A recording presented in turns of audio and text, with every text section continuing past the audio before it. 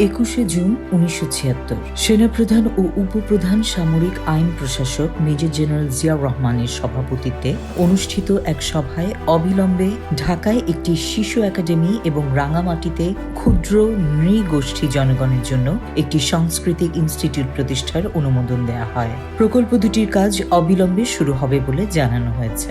প্রস্তাবিত শিশু একাডেমির 3টি প্রধান বিভাগ থাকবে। এগুলো হচ্ছে শিশু সাহিত্য বিভাগ, শিশু পাঠাগার বিভাগ এবং শিশু জাদুঘর বিভাগ। এতে একটি অডিটোরিয়ামও থাকবে।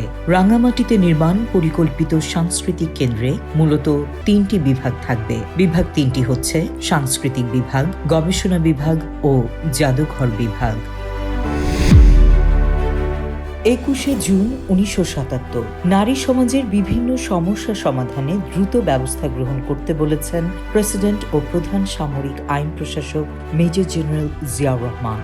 বঙ্গভবনে নারী বিষয়ক এক উচ্চ পর্যায়ের বৈঠকে এই ইচ্ছের কথা জানান তিনি। বৈঠকে ঢাকা, চট্টগ্রাম, খুলনা ও অন্যান্য জেলা শহরে চাকুরিজীবী নারীদের জন্য হোস্টেল নির্মাণের জন্য দ্রুত ব্যবস্থা গ্রহণ করতে বলেছেন প্রেসিডেন্ট।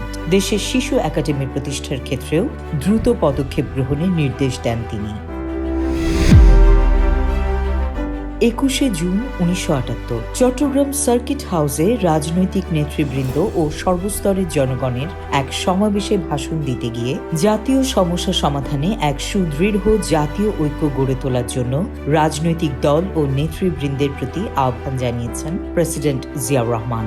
তিনি বলেন, গত নির্বাচনে জনসাধারণ বৃহত্তর ঐক্যের পরিচয় দিয়েছেন।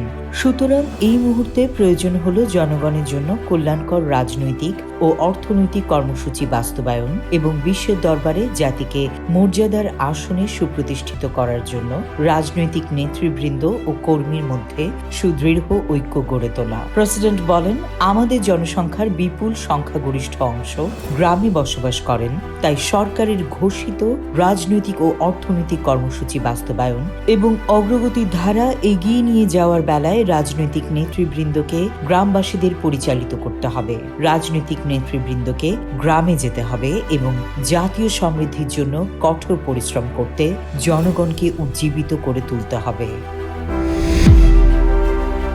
21শে জুন 1979 প্রেসিডেন্ট জিয়াউর রহমানের সিদ্ধান্ত, মহাসড়ক, জেলা পরিষদ ও ইউনিয়ন পরিষদ এবং রেলওয়ে লাইনের পার্শ্ববর্তী জমিসমূহ, রাস্তার ধারের সকল জমিতে গাছ লাগানো হবে। এ লক্ষ্যে জমিগুলো অবিলম্বে সংশ্লিষ্ট ইউনিয়ন যুব সমবায়গুলোর হাতে দেওয়ার সিদ্ধান্ত গৃহীত হয়েছে। এসব জমিতে আম, কাঁঠাল, জাম, কলা, অরহর, তাল, বাঁশ বা অন্যান্য ফলের গাছ লাগানো হবে। 21শে জুন 1980 বঙ্গভবনে বিভিন্ন মন্ত্রণালয়ের উচ্চপদস্থ কর্মকর্তাদের উদ্দেশ্যে ভাষণ দানকালে বর্তমান অর্থনৈতিক বন্ধ্যাত্বের অবসান ঘটানোর অপরিহার্যতার উপর গুরুত্ব আরোপ করে প্রেসিডেন্ট জিয়াউর রহমান বলেন, পরিকল্পনার সফল বাস্তবায়নের এটি হচ্ছে পূর্ব শর্ত।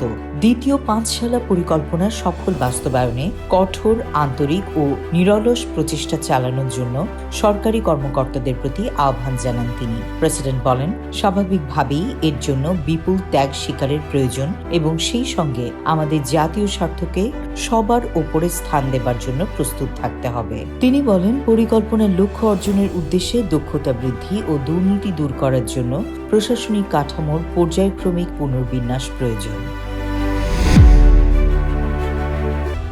21শে জুন 1980 নরসিংদীতে সংশ্লিষ্ট রাজনৈতিক জেলার গ্রামকর্মী ও কৃষক সম্মেলনে ভাষণ দানকালে বাংলাদেশি জাতীয়তাবাদের আদর্শে গ্রামের জনগণের মধ্যে জাগরণ সৃষ্টির জন্য পুনরায় আহ্বান জানিয়েছেন প্রেসিডেন্ট জিয়াউর রহমান। তিনি বলেন, জনসংখ্যার সংখ্যাগরিষ্ঠ অংশ গ্রামে বাস করেন। তাদের যথাযথ নেতৃত্ব দিতে না পারলে দেশের অর্থনৈতিক সমৃদ্ধি আনা কোনোভাবেই সম্ভব হবে না।